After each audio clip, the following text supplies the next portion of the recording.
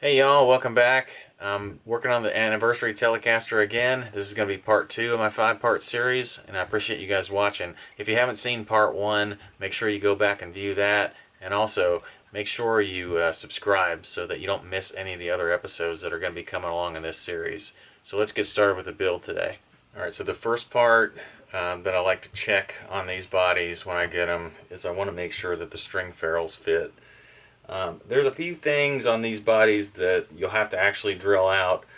If the string ferrule holes aren't quite right, you may have to do some tune-up there. You'll have to drill the bridge holes for the screws that go through and mount.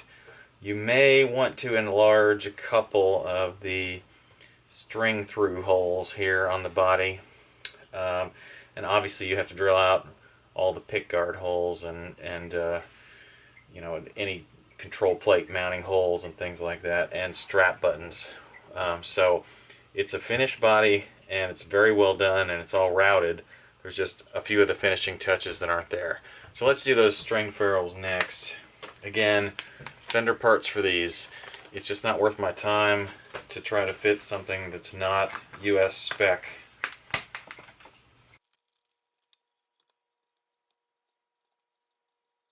Okay, well the string ferrules are a good fit and they press in well. I am going to go ahead and cover those with a piece of tape just so I don't flip them out when I'm turning the guitar over, set the guitar down on them and scratch the guitar. So let me grab a piece of tape.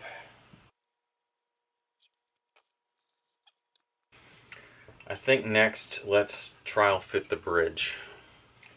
Alright, so here's the bridge. Basically what I'm looking for as I'm trying to line this up, there are some indentations that have been placed in the body from the No Moon Laser company, and they are in alignment with the screw holes for the bridge.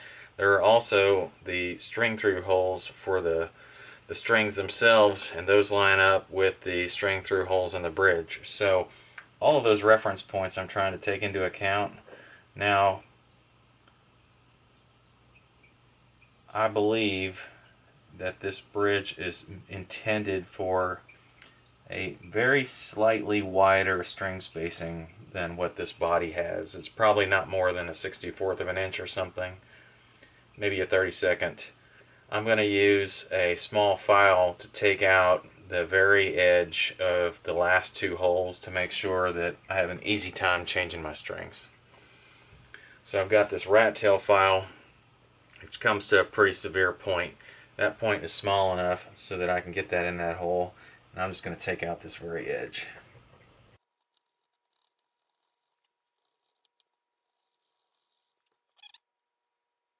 Almost there.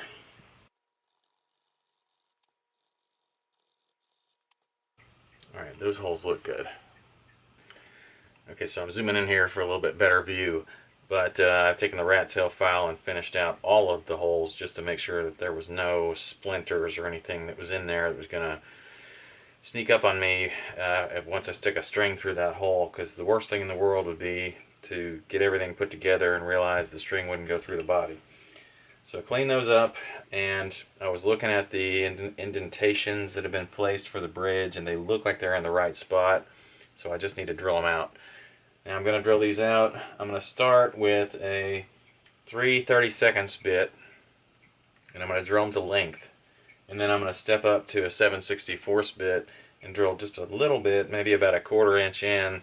And the reason I'm doing that is because I've got a set of screws that are from a P-Bass actually, but I think P-Bass and Telecaster use the same screws. But the throat here at the top of the screw and this sort of unthreaded portion is wider than the shaft on the bottom, the unthreaded part of the shaft on the bottom. So I'm going to try to replicate that with my screw holes. Not totally necessary, especially in pine, but I don't want any splitting, so I'm going to go ahead and enlarge the part that doesn't have any threads. The way I start out with that is I hold my drill bit up to my screw to gauge my length, and I mark that length with a piece of masking tape. So I marked it at my right length there, fold that over, and now I have sort of a flag that's going to tell me when to stop drilling.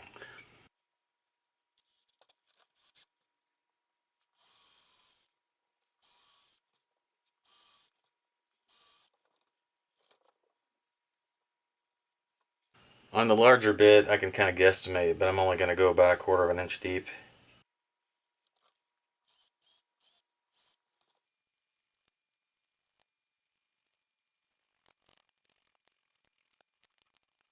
Alright, that's in there. Everything's solidly mounted. My string holes still line up, so I'm pretty happy with it.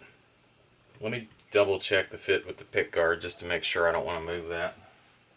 It does seem a little bit too far to the right. Let me just see if I can move it in its hole.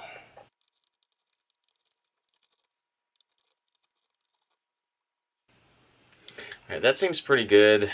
I think what I'm going to do, though, is test fit my pickup and just make sure my pickup fits okay, because it is just slightly too far to the right. If I end up having to re-drill one of these holes, I'll do that. So the pickups that I have for this are a set of Fender noiseless pickups, and I got a set of unused, I think they're version 1 of the Fender noiseless, but they're an unused set, kind of a new old stock kind of situation. I'm pretty happy with that. Got a good price on them, killer price. And you can tell that they haven't been used because the little protectors are still on the ends of the wires. And they still have wax in the screw holes. Alright, I gotta get this out to try this. Alright, well, I hate to say this, but I'm just not happy with the placement of this last hole. So I'm gonna dowel that one and redo it. And the only reason I'm doing that, I think what happened is, because of where this knot is in the body, I think the guy's indentation or something must have drifted. I thought it was in line when I placed this earlier, but it just needs to come this way, just maybe a 1/16 of an inch. So let me dowel that and re-drill it, and that's the only one that I'm going to have to redo. So doweling a hole is not a very difficult or delicate operation. You basically just take a drill bit and chase the hole with about the size of your dowel. You know, in this case I'm going to use an 1/8 inch. You can usually feel the bottom of your hole, but if you're worried about the depth, go ahead and make a depth mark on your drill bit. Test fit your dowel. That's going to be good. And then get some wood glue. Put that on your dowel. Get that sucker tapped into the hole.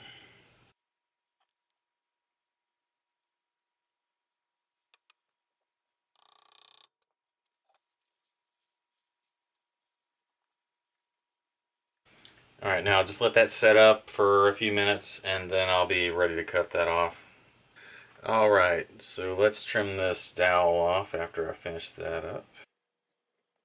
I'm just using a razor blade with a couple pieces of tape on the outside so that I don't scratch the finish on the body, even though this will all be under the bridge. And then once you score these little dowels, they break pretty simply. And then I can just clean that up real quick with the razor blade. Alright, ready to start over. So what I've done is I've mounted the pickup in the bridge. I just put in, I've got these pieces of surgical tubing and the screws that came with the pickup set. You know, you can use springs if you want instead of the surgical tubing, but I've read that on a Telecaster bridge anyway, the surgical tubing helps prevent microphonics on the pickups. So I think it's a good idea in this case. I just wanted to mount it in here permanently so that I know it's in the place that it's going to be, and I want to make sure that where I end up mounting this bridge, it doesn't hit the sides of the body. So, like I said, those 3 holes are in a pretty good spot. I'm going to screw those down and get ready to mark and drill the last one.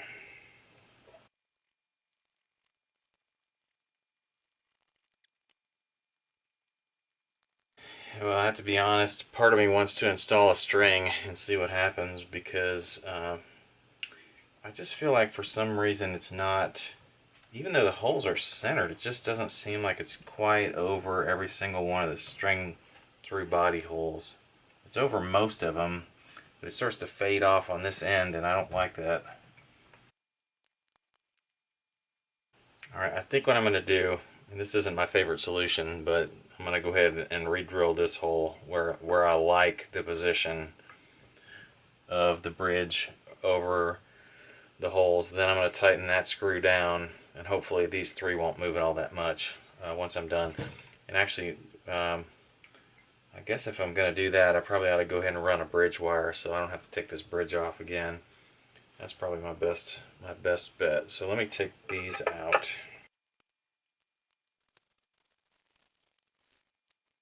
I'm using a vintage style pushback cloth wire on this entire build, I should say. But if you're going to make a ground wire with a significant amount of exposed wire, you do have to strip some. Normally on pushback wire you don't strip anything. Let me take care of that fuzz there. Alright.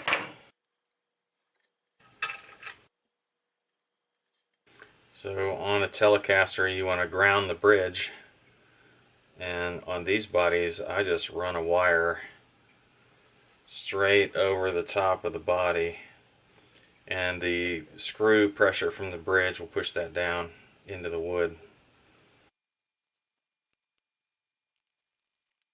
Okay, let's mark a new hole for here.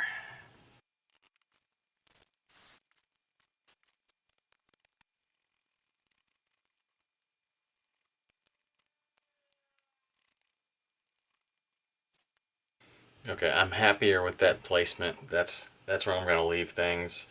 I've got things pretty well squared up. I think I can do some minor adjustments by loosening and tightening the screws, and I'll do that off camera and get things back to where we can work on the neck pickup next, I think. Alright, I changed my mind. I'm going to do the jack cup installation first before I do the pickup. I just want to get the jack cup installed, then I'll probably work on the control plate, then I'll do the pickup. I just want to do it in that order because I think that pickup is going to be one of the last things I can place, and the pick guard will be the locator for the pickup, and I want the control plate to help me locate the pick guard. So it's all kind of a, I don't know, everything affects each other kind of situation. So let's put this in. Now I have a quick tip video on this, so I'm not going to show the whole process. I'd love if you went and watched my quick tip video, but I've got this little apparatus that I have developed, and it's basically just a quick little tool that you can use to set these jack cups up. And it's pretty nifty. What did I do with that other nut? There it is. But basically, the Telecaster jack cup has this sort of curved, it's almost a washer, but it's a rectangular piece of metal that sort of will expand out into the sides of the wood and hold itself in place. So you have to have this squeezing mechanism to squish that thing back flat so that it sticks in the wood. So this tool just helps me do that. So you have to set these jam nuts and take the slack out of it, put it in the hole.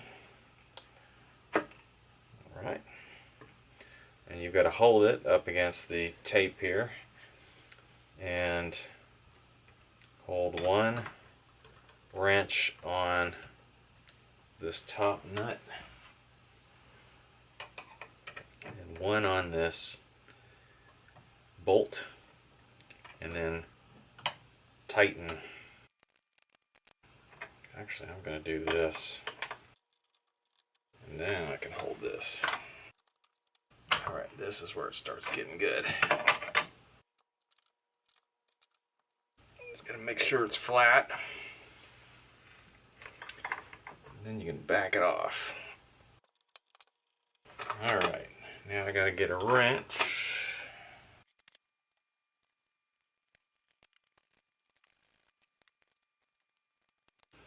Alright, so I mentioned how this thing expands into the hole. So that's what we're going for. But again, just go watch my quick tip video and it will explain the whole process. But this thing is in there solidly, and it should hold my my jack just fine. And it's perfectly centered because of the way the tool works, and trust me, you need a tool to do that job right. Well, this has been the end of part 2. I appreciate you guys watching again. Be sure to subscribe and come back for part 3. I really appreciate you guys and all your help you've given me with your likes and your comments. Please be sure to click subscribe so you can come back next week, and thanks for watching.